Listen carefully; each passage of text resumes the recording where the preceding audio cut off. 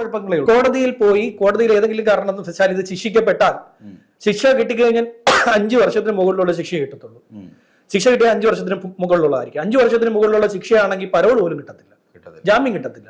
5 വർഷത്തിന് താഴെയാണ് ശിക്ഷ കിട്ടുന്നതെങ്കിൽ നമുക്ക് ജാമ്യം നിർത്തി ആൾജാമ്യം നിർത്തി കോടതിയിൽ നിന്ന് ജാമ്യം എടുത്ത് പുറത്തു വരാം. 5 വർഷത്തിന് മുകളിലാണ് ശിക്ഷ എന്നുണ്ടെങ്കിൽ കിട്ടത്തില്ല. അത് കിട്ടണമെങ്കിൽ പോലും നമുക്ക് പരോളിന് അപേക്ഷിക്കണമെങ്കിൽ പോലും അല്ലെ അപ്പീലിന് പോകണമെങ്കിൽ പോലും 3 കൊല്ലം കഴിഞ്ഞിട്ടേ അപ്പീല് പോകാൻ പറ്റൂ. മേൽക്കോടതിയിൽ ഹൈക്കോടതിയിൽ അപ്പീലിന് പോകണമെങ്കിൽ നമുക്ക് 3 കൊല്ലം സമയം അതിനും വേണം. 3 കൊല്ലം കഴിഞ്ഞ ശേഷം എത്ര അപ്പീലിന് അപേക്ഷിക്കാൻ പറ്റും. അപ്പീലിന് അപേക്ഷിച്ച് 3 കൊല്ലത്തിന് ശേഷം അപേക്ഷിച്ചാൽ പോലും കോടതി ലിസ്റ്റ് ചെയ്യണമെങ്കിൽ 5 കൊല്ലം കഴിയും. അതായത് 5 കൊല്ലം നമ്മൾ അകത്ത് കിടക്കും. എനിക്ക് ഇവന്മാർക്ക് ഇതൊന്നും അറിയത്തില്ലെന്ന് തോന്നുന്നു.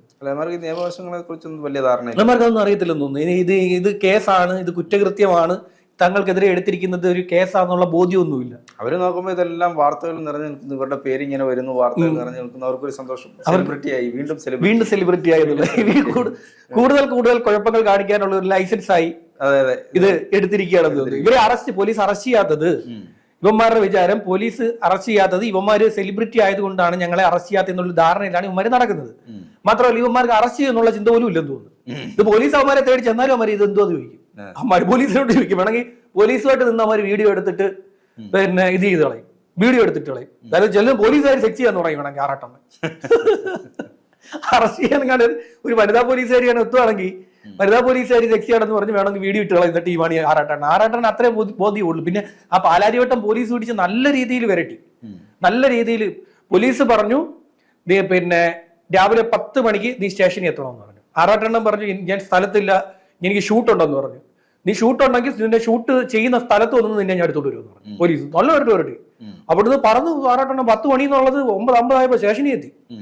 10 മണിക്ക് വന്ന് ആറാട്ടണ്ണനെ 12-1 മണി വരെ അവിടെ പിടിച്ചു നിർത്തി പോലീസ്. വരട്ടി നല്ല രീതി വരട്ടി. ഞാൻ അറിഞ്ഞത് അതിനകത്ത് നിന്ന് ആറാട്ടണ്ണൻ കരഞ്ഞു, ഭയങ്കര കരച്ചിലായിരുന്നു അവിടെ കിടന്നു. അതായത് പോലീസുകാർക്ക് വലിയ ശല്യം ഈ ആറാട്ടണ്ണന്റെ നിലവിളി കാരണം. അവർക്ക് അവിടെ ജോലി നടക്കുന്നില്ല, അവർക്ക് മറ്റൊരു കാര്യം അറ്റൻഡ് ചെയ്യാൻ പറ്റുന്നില്ല. ഇന്ന് കരയുക, ഒരു കാര്യമില്ല അതിന് നിലവിളിക്കുന്നത്. അവസാനം പോലീസ് സമാധാനിപ്പിച്ച് പറഞ്ഞു വിട്ടു.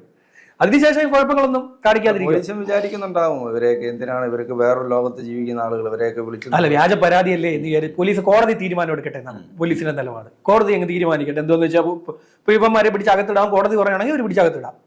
കോടതി പറയുന്നില്ലെങ്കിൽ ഇവന്മാരിങ്ങനെയൊക്കെ സ്വൈര്യവിഹാരം നടത്തി പോട്ടെ. പൊതുശല്യങ്ങളാണെന്ന് പറയുമ്പോഴും ഇവന്മാരെ കൊണ്ട് വേറെ എന്താ പറയാ ഒരു കായികപരമായിട്ടുള്ള ആക്രമണമൊന്നും ഇവന്മാർ ഉണ്ടാക്കുന്നില്ല. ഒരു പൊതുശല്യമാണെന്നുള്ളതിൽ യാതൊരു തർക്കവുമില്ല. പൊതുശല്യമാണ് ഉണ്ടാക്കിക്കൊണ്ടിരിക്കുന്നത്. നാട്ടിലെല്ലാം നടന്ന് ഓരോ ഇങ്ങനെ ഉള്ള ഇവന്മാര് കാരണം മൊബൈൽ ഒന്നും തുറന്നു നോക്കാൻ പറ്റാത്ത അവസ്ഥ. ഈ ആറാട്ടണ്ണേക്കാൾ ശല്യം മറ്റവൻ, ഈ അലിൻ ജോസ്. അവനെയാണ് എനിക്ക് ഒട്ടും ഇഷ്ടമല്ലാത്തത്. അവനെ ഇങ്ങനെ ഓരോന്നെടുത്ത് വെച്ചിട്ട് ഞാൻ ഇന്ന വിഷയത്തിൽ ഇത്ര മണിക്ക് പ്രതികരിക്കുന്നു എന്നൊക്കെ പറഞ്ഞിട്ട് ഡാൻസ് കളിക്കുന്നത് കണ്ടു കഴിഞ്ഞാൽ എന്റെ പൊന്നു അവനെ എങ്ങനെ സഹിച്ചുകൊണ്ടിരിക്കാൻ പറ്റില്ല. അലിൻ ജോസ് പെരേരയുടെ ഇന്റർനാഷണൽ ഫാൻസ് അസോസിയേഷൻ ഉണ്ട്, പുള്ളി തന്നെ എഴുതിയിടുന്നതാ. ഇന്റർനാഷണൽ ഫാൻസ് അസോസിയേഷൻ അവന്റെ. എന്നിട്ടൊരു 3-4 പിള്ളേരെ ഇങ്ങനെ നടന്നു വരുന്നു. ഞാനൊരു വീഡിയോ ഉണ്ട്, അപ്പൊ നടന്നു വരുന്നു, കുറച്ച് പിള്ളേർ വന്ന് ചോദിക്കുന്നു ഫോട്ടോ എടുത്തോട്ട്. അപ്പം ക്യാപ്ഷൻ എന്ന് പറഞ്ഞ അതാണ്, അലിൻ ജോസ് പെരേരയുടെ ഇന്റർനാഷണൽ ഫാൻസ്. അവര് ഫോട്ടോയ്ക്ക് അപ്പൊ ഞാനും സെലിബ്രിറ്റിയായി എന്നൊക്കെ പറഞ്ഞിട്ടൊരു സാധനം. പുള്ളി അങ്ങനെയൊക്കെ എന്തോ ആകണം എന്ന് ആഗ്രഹിക്കുന്നു, പക്ഷെ അതിനുള്ള ഒരു കപ്പാസിറ്റി ഇല്ല, അല്ലെങ്കിൽ നമ്മളെന്താ പറയാ കാലിബർ ഇല്ലാത്ത ഒരാളാണ്. ഇങ്ങനെയൊക്കെ ചെയ്യുമ്പോൾ ആൾക്കാർ ശ്രദ്ധിക്കും. ഇവന് ഈ അലിൻ ജോസ് പെരേര എന്ന് പറയുന്നത് ഈ ആറാട്ടണ്ണന്റെ ഡ്രൈവർ ആയിരുന്നു. ആറാട്ടണ്ണന്റെ ഡ്രൈവർ എന്ന് പറഞ്ഞാൽ എന്തെന്നറിയാം, ആറാട്ടണ്ണൻ ഒരു ഇലക്ട്രിക് സ്കൂട്ടർ ഉണ്ട്. ആ ഇലക്ട്രിക് സ്കൂട്ടർ ഓടിക്കുന്നത് ആ ഇലക്ട്രിക് സ്കൂട്ടറിന്റെ ഡ്രൈവർ ആയിരുന്നു ഇവൻ. അതൊരു ഒരു അഭിമുഖത്തില് ഒരു റിവ്യൂ എടുക്കാൻ വേണ്ടി ചെന്നപ്പം ആറാട്ടണ്ണന് സംസാരിക്കാതെ ഇവൻ സംസാരിച്ചു, ഒട്ടും സംസാരിപ്പിക്കുന്നില്ല. ആറാട്ടണ്ണനോട് എന്ത് ചോദിച്ചാൽ ഇവൻ ചാടിക്കറിങ്ങി സംസാരിക്കും. അങ്ങനെയാണ് ഇവൻ ഫേമസ് ആയത്. അങ്ങനെയാണ് ഇവൻ ഫേമസ് ആയത്.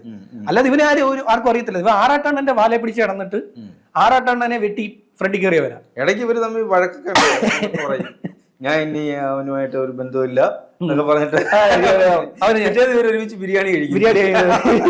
പിന്നെ ഇയാളും വന്ന് പറയും ആറാട്ടണ്ണൻ അങ്ങനെയാണ് ഇങ്ങനെയാണെന്നൊക്കെ പറഞ്ഞിട്ട് അത് കണ്ടന്റ് ഉണ്ടാക്കുന്നതാണ്. ഇതിന്റെ ഇടയ്ക്ക് ബാലയും കൂടെ ചെന്ന് കയറി. അതോടുകൂടി ഇവന്മാർക്ക് കൂടുതൽ പബ്ലിസിറ്റി ആയി. ബാല ഇവന്മാരെ തെറി പറയും.